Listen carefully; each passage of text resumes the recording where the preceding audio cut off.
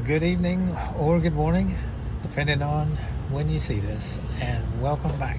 Um, it is the end of the 18th of November or the beginning of the 19th of November. Doesn't matter. It is the middle of November 2025. I hope you guys are having a great week. Today we're doing something a little bit different. Nonetheless, it is a good news story because when I tell you about it, I think you'll agree. What we're going to talk about today has brought a lot of good news and happiness to billions, literally billions with a B, billions of men, women, and children and animals even across the world for hundreds of years. I said that right. You're right. You heard it right. Hundreds of years now. At least, maybe thousands.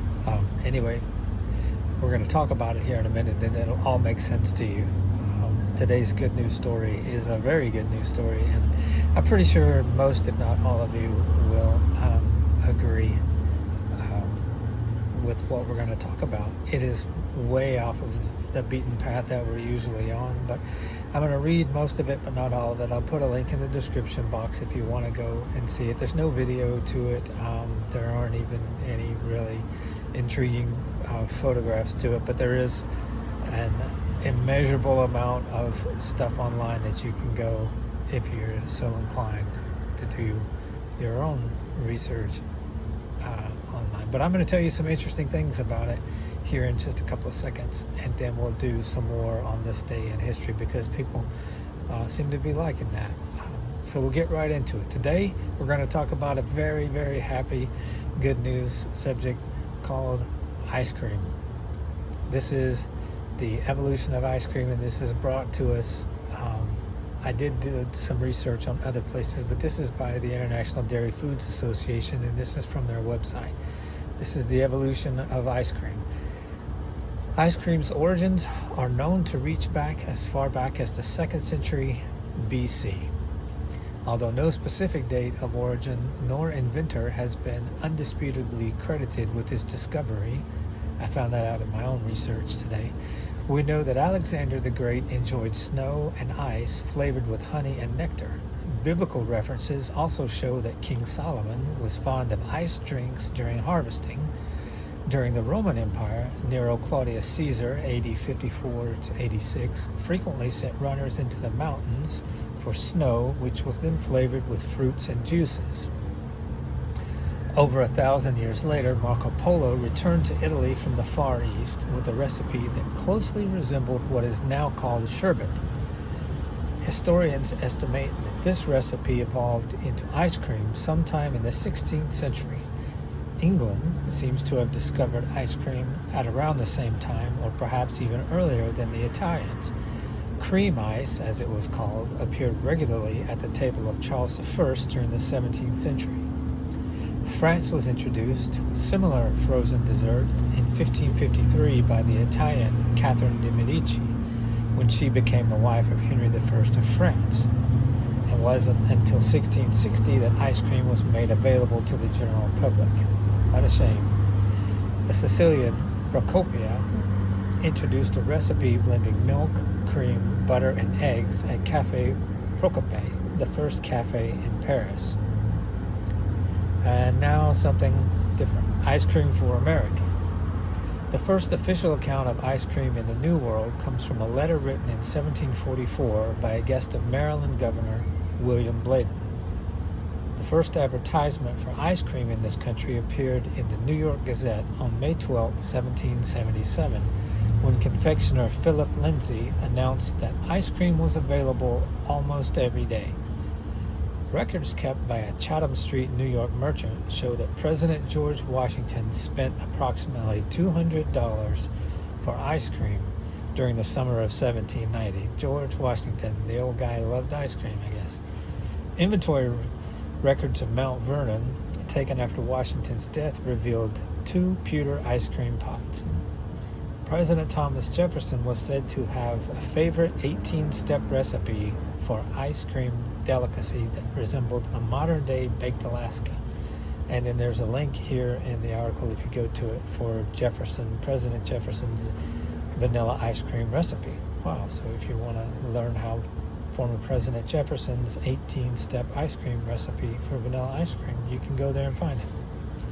In 1813, Dolly Madison served a magnificent strawberry ice cream creation at President Madison's second inaugural banquet at the White House. Also interesting. Until 1800, ice cream remained a rare and exotic dessert enjoyed mostly by the elite. Around 1800, insulated ice houses were invented. Manufacturing ice cream soon became an industry in America, pioneered in 1851 by a Baltimore milk dealer named Jacob Fussell. Like other American industries, ice cream production increased because of technological innovations, including steam power, mechanical refrigeration, the homogenizer, electric power and motors, packing machines, and new freezing processes and equipment. In addition, motorized delivery vehicles dramatically changed the industry. Due to ongoing technological advances, today's total frozen dairy annual production in the United States is more than 6.4 billion pounds. Wow. Wide availability of ice cream in the late 19th century led to new creations. In 1874, the American soda fountain shop and the profession of the soda jerk emerged with the invention of the ice cream soda.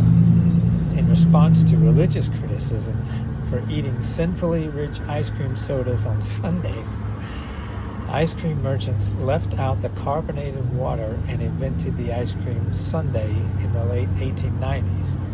The name was eventually changed to Sundae with an alternate spelling Sundae to remove any connection to the Sabbath. Wow. Okay. Ice cream became an edible morale symbol during World War II, correction. Each branch of the military tried to outdo the others in serving ice cream to its troops. In 1945, the first floating ice cream parlor was built for sailors in the Western Pacific. When the war ended and dairy product rationing was lifted, America celebrated its victory with ice cream. Of course it did. Americans consumed over 20 quarts of ice cream per person in 1946. Holy smoke. In the 1940s through the 70s, ice cream production was relatively constant in the United States. As more prepackaged ice cream was sold through supermarkets, traditional ice cream parlors and soda fountains started to disappear. Now, specialty ice cream stores and unique restaurants that feature ice cream dishes have surged in popularity. These stores and restaurants are popular with those who remember the ice cream shops and soda fountains of days past, as well as with new generations of ice cream fans. Yeah, I would agree. They seem to be popping up all over in the cities and towns that I visit. I do like ice cream.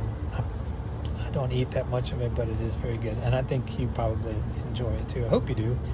I don't know very many people who don't like ice cream. Okay, so now on to November 18th, on this day in history. We'll skip that one because most of you probably don't care about that. This day, a lot of you will appreciate this one. In 1626, St. Peter's Basilica in Rome is consecrated. That is a big deal. This is also a big deal. In 1916, on this day, British General Sir Douglas Haig finally calls off the First Battle of the Somme in World War I after more than 1 million soldiers are killed or wounded. That was a horrible, horrible thing. Also in this day, in 1978, in Jonestown, Guyana, 918 members of the People's Temple are murdered or commit suicide under the leadership of cult leader Jim Jones. That was a horrible, horrible thing. This is a good thing. And on this day in 1993, black and white leaders in South Africa approve a new democratic constitution. That was an amazing thing. On this day in 1928, Walt Disney releases Steamboat Willie, the first Mickey Mouse sound cartoon. That was a good thing. And there was one more I wanted to read. Here, this one right here. Probably you didn't know this, maybe you did. On this day in 1902, Brooklyn toy maker Morris Michtom names his stuffed teddy bear after U.S. President Teddy Roosevelt. So that is why those little stuffed bear things are called teddy bears. So I hope you enjoyed today's. It was quite a bit different than what we normally do, but it was hopefully interesting to you and a little bit longer than normal. Anyway, I hope you finish out the week strong, get everything done that you need to do, and have a great weekend. Remember, God is real. He loves you. He's everywhere you are, whether you are where you want to be or not. He's with you, and He loves you. And I love you, and I hope to see you next time.